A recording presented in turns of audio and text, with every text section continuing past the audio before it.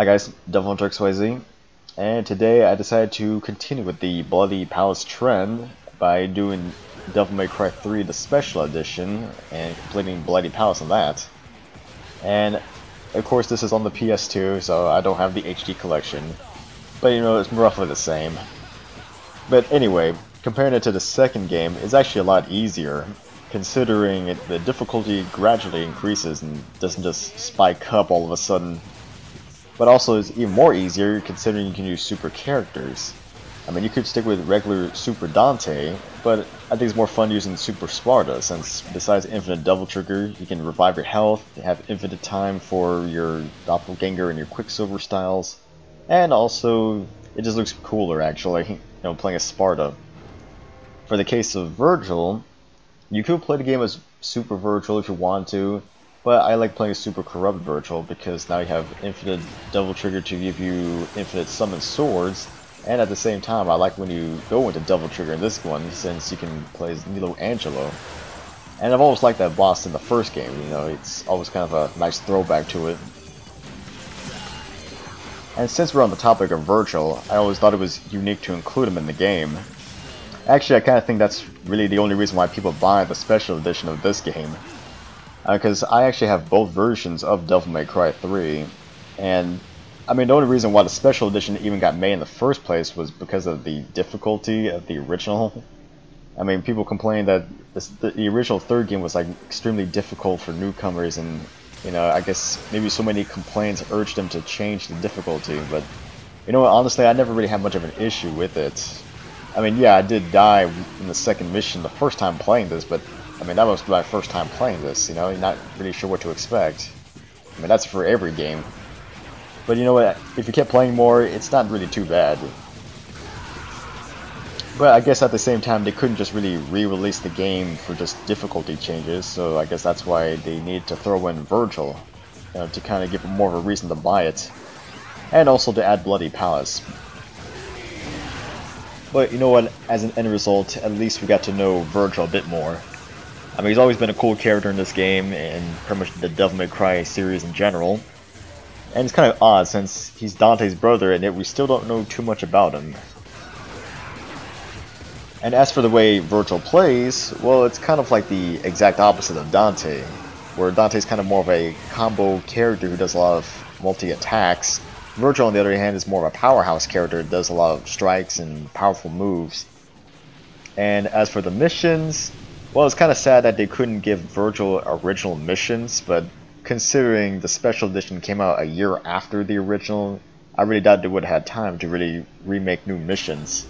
But you know what, at least it's something. But you know what, at least they do have a couple of cutscenes for Virgil's game. I mean, it's just 2 intro scenes, nothing really special, but at least they're based off of the Devil May Cry 3 manga, which I have read recently, and kind of sad that with the manga they never got a chance to finish it, because there were supposed to be 3 volumes and only 2 are out right now. And honestly, I don't know if the third one's even going to be finished, since the main artist, I believe, quit or something. But you know, it's supposed to serve as a backstory to the third game. Well, with all that Virgil business behind, how does Bloody Palace here compare to the second game? And with that, I would say it's roughly the same. Or, I mean, the objective-wise, it's pretty much the same. I mean, you're going through individual levels, facing enemies, and at the end you got 1 of 3 portals to choose from. One that sends you up 1 level, one that sends you up 10 levels, and another that sends you up 100 levels. But I guess some big improvements they did make, though, was they made the rooms more bigger and circular, so you don't have to worry about hitting corners or walls. It gives you more space to work with, and also the camera's not too much of an issue, although it does still kind of find times to give you some trouble, but it's not as bad as it was in the second game. And also, the difficulty has been more balanced. You face very easy enemies in the first 1000, and you don't face any of the Dante must die enemies that go into double trigger not until the last 1000 levels. And also, in between every 1000 levels you do face a boss, but instead of having the boss fight in the same room as what you're in now, you actually get teleported to the actual area in the main game where you face the bosses. So it kind of gives you more of a familiar feeling when you face bosses, I guess. And at the very end of it all, you can actually complete Bloody Palace as opposed to having to just repeat over and over like in the second game. Once you reach level 9,999, you can actually complete it and finish up Bloody Palace completely. And with that though, I say the only downside to Bloody Palace is the fact that you can't use any items whatsoever. So you can't use any Vital Stars or Devil Stars or Holy Waters. Even though I think at times they could help out. But you know what, if you've got super characters, it's not going to be much of an issue at all. I mean, you can easily breeze through it if you have the super characters in like roughly an hour, hour and a half max. So overall, I say Devil May Cry 3 the Special Edition is probably my favorite in the Devil May Cry series. And also this has my favorite rendition of the Bloody Palace game. And I'm hoping maybe in the future, if they're ever going to continue with Devil May Cry, they could do something like this. And since I'm near the end, I'm just going to show the last battles for both Virgil and Dante. And of course, always at level 9,999, you always face Virgil 3. And coming equipped with the Force Edge and everything else. Of course, there's no match when it comes to my super characters. Well, you know, I think it's weird in the fact that a few thousand levels beforehand in this exact same game, I actually already fought Virgil 3. And so I kind of think it's weird having to face him again, but I guess it's because it's programmed that way. I mean, all the other bosses, though, they are just randomized, so you'd be fighting anyone. And with the power of Nilo Angelo, I've pretty much got his health down to like the last third. Well, of course, now he's going into its Berserk mode. I just gotta be spamming Helmbreakers and Stingers.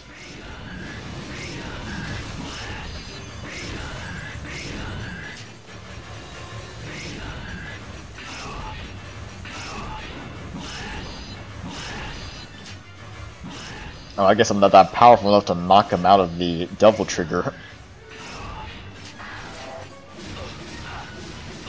Although luckily he only has limited time with it. I mean, could you imagine facing Virgil if he had unlimited Devil Trigger?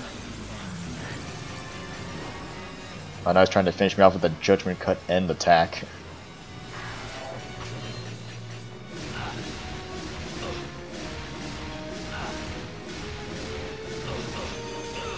Oh man, so close.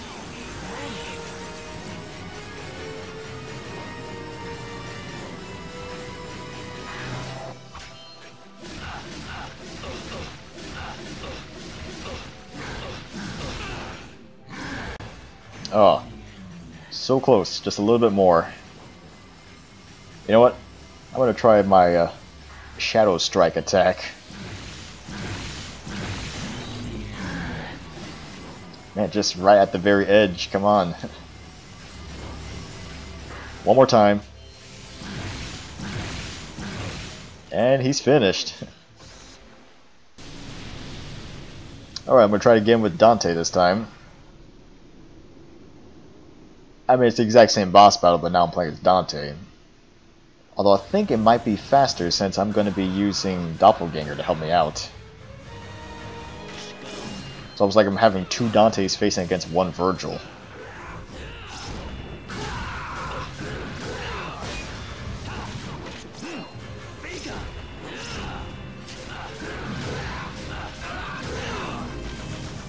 I wonder if I can knock him out of Double Trigger if I attack him with Doppelganger.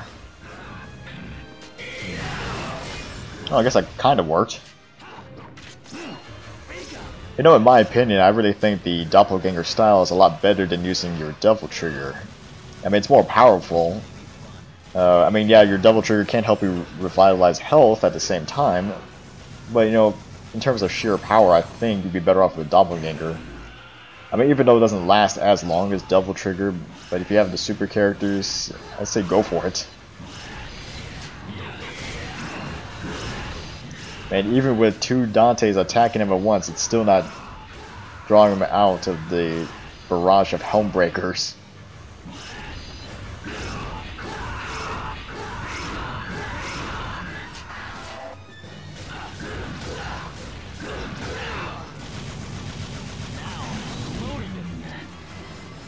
on, so close.